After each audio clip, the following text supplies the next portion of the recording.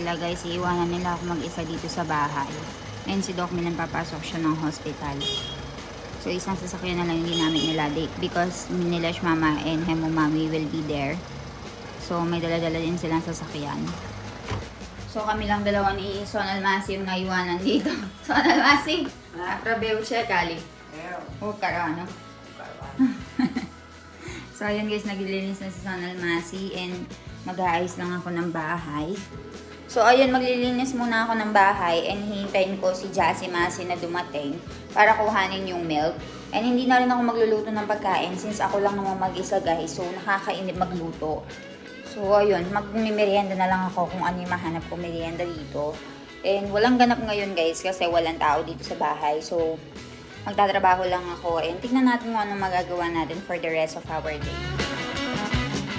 Nakatanggap nga kami ng tawag mula sa kamag-anak namin na currently nag-harvest nga daw sila ng mga papaya. Kaya kung gusto nga daw namin na kumuha ng kaunting papaya sa farm nila, pumunta daw kami. Actually, matagal nang gustong ipakita sa akin ni Milan yung papaya farm ng kamag-anak namin kasi napakaganda nga daw nung harvest niya and yung mga plants niya. And sa next time nga daw na magtatanim siya, gusto niya na maging ganito din yung papaya farm namin na napakaganda and export quality. Since medyo maaga nga silang nagtanim kumpara sa amin, kaya naman medyo maaga din yung harvest nila.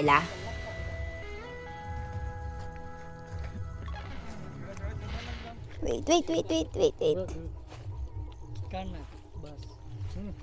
Koy, direct ma. So ayun guys, nandito kami ngayon sa farm ni Kiran Mama and currently meron siyang harvest ngayon ng mga papaya niya. And napakaganda ng mga papaya niya as compared sa mga papaya namin. Ayun, tignan natin kung gaano kagaganda yung quality ng mga pinroduce niya. Kasi napakadami niyang mga nilagay ng mga fertilizers and all. So, ganun talaga kapag marami kang fertilizers na nilagay, magiging maganda din yung result. How many papaya he made, Milan? I mean, he planted? How many papaya he planted? 2,000 papaya. And what about us? These are already harvested? Look at the flower, Milan. Ay, oo. So, nakikita nyo guys, it started from the very niche, no? Yes. At labada siya, and it's still flowering. Ayun, umpisahan natin dito guys, oh. Hanggang sa pinakadulo. Behind also. Ayun, napakagaganda namang. Oh ma, look at that, oh. Ekdam saras siya, uparyo. Napakadaming bunga, naghihumutok. Let's go. So, kapag nag-harvest sila, hinahati na muna nila yung mga leaves pagkatapos nilalapag nila dyan para hindi nga magka-damage. What is it? Tingnan nyo, nagsisimula siya sa pinakamaliit. Pataas. Ahot you. Aro. Lost idea. Ayan guys, merong nahulog and lost. Consider that lost na yan. Hindi na pwedeng ma-harvest. Oh ma! Look at this one. Ayan guys, oh. Grabe yung sa kanya. Ang sa pinaka... mataas pa yan ha. Tataas pa yan guys. Ito din guys, oh, nahulog. Natumba. Pero ang dami niyang laman, oh. Ekdam, badar siya, jo. Manan. At labada. Akila nulos, siya tamay ulagas ka.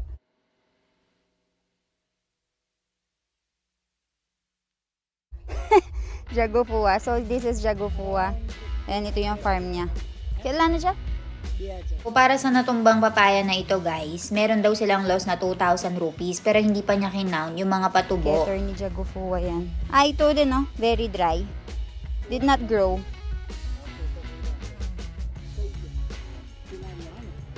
Chala Josh. So, tignan natin kung paano siya nag-harvest and ano ba yung mga qualifications para ma-harvest yung isang papaya. Let's go and check him out.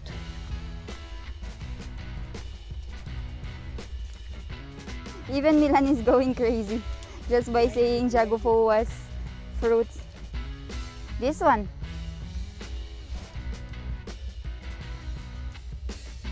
I recommend you guys to go and plant banana and papaya because it gives you a lot of money and a lot of profit. And especially papaya, very less lang yung ilalabas mong pera. Pero the problem is, it's a little bit risky. It's either you win or you lose. Ayun guys, ito yung mga nag-harvest ng mga papaya.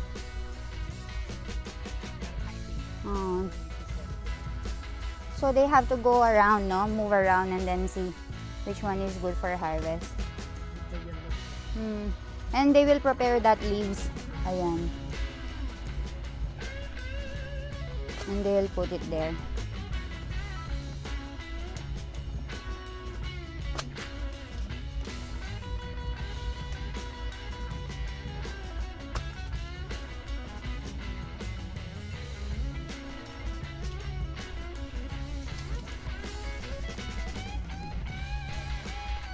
Siguro napakakakunti lang din ang sweldo nila guys, pero maghapon silang nagtatrabaho dito. So kumukuha po na sila ng leaves. So after nila makakuha ng leaves, then that's the time they will start putting one by one. So ito yung mga qualifications.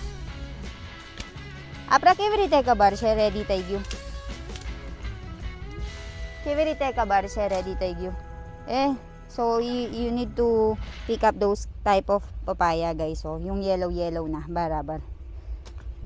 Pagkatapos ilalagay nila dyan chocho 6x6 or I don't know.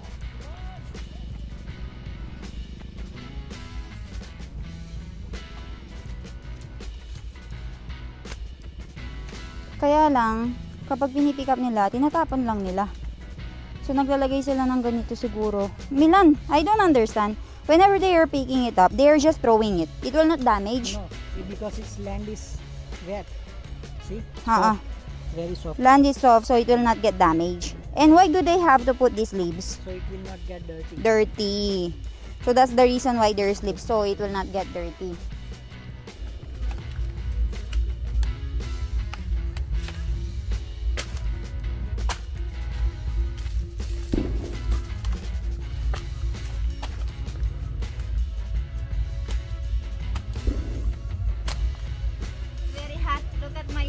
Right now, ano yung suit ko guys? I'm wearing jacket, I'm wearing this with me, and I'm wearing what do you call this one? Yeah. Fully clothed. So you don't get dark. Hot. Very hot right now, and it's already 2 o'clock in the afternoon. So ito yung truck nila guys. So kakain muna sila guys. So uwi muna tayo. Let's go. That's how the people. Oh, okay. So they will cover it like that. They will also weigh it kasi they have weighing machine, no?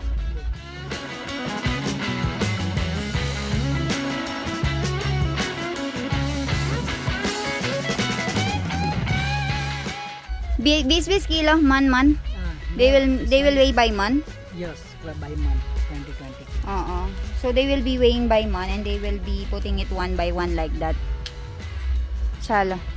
What is the price right now? 500. Oho, saros. Kuha. Saros. 500 bao. Bagwa na pidi. Hachi bache. Me karbu parse. Napakaganda ng farm niya. Baumas na farm siya. So ayan guys, kakaligo nga lang namin and kakauwi. So buti na lang talaga dumating si Doc Milan ng alas 2:30 yata, if I'm not mistaken. And then bigla nga tumawag si Mommy na pinapakuha niya nga kami ng mga papaya. And kung gusto nga daw namin tignan kung paano mag-harvest sila ng papaya, pumunta daw kami dun sa farm ni Jagufua. So ayun, dinala nga ako ni Milan dun sa farm ni Jagufua and napakainit.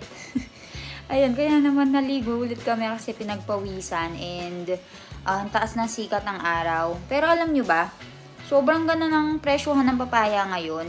Nasa 500 rupees for 20 kilos. Pero ano yun ha, farmer's price yun.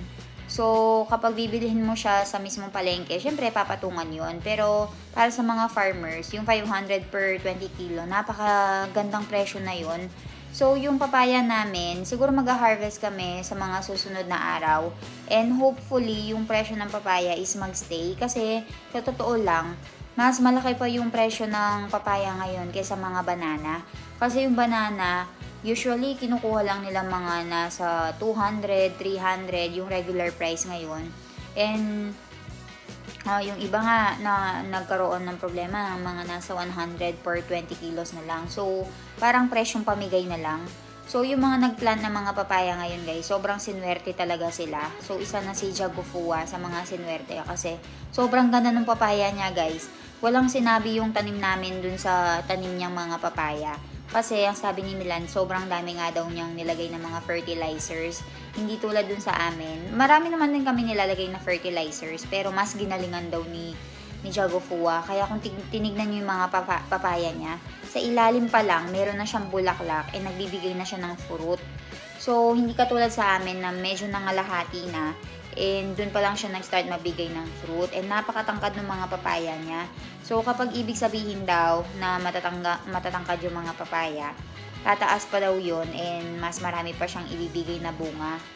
And tignan natin sa mga susunod na araw kung magbababa yung presyo kasi sobrang dami na rin yung nag-harvest.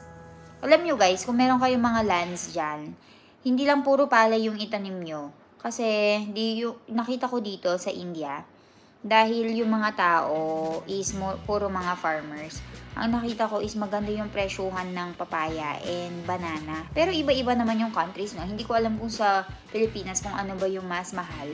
And hindi ko kasi alam yung kasi yung father ko, yung binebenta lang nila and tinatanim is mga rice, diba? So, dito sa India, kapag banana yung tinatanim mo and papaya, mas marami kang kikitain and mas marami kang profit kumpara sa mga vegetables. Kasi yung mga vegetables dito, mga cotton, castor oil, second option lang yun ng mga farmer. Kung gusto talagang, yung mga big time farmers talaga, yung mga tinatanim nila is mga papaya, banana, mga ganyan, mga prutas-prutas. So, ayun. I hope nag-enjoy kayo sa video na ito and huwag nyo sanang kalimutang mag-follow, mag-subscribe dyan para ma-notify kayo sa mga new videos natin. Ayun, balitaan ko kayo sa mga susunod na araw.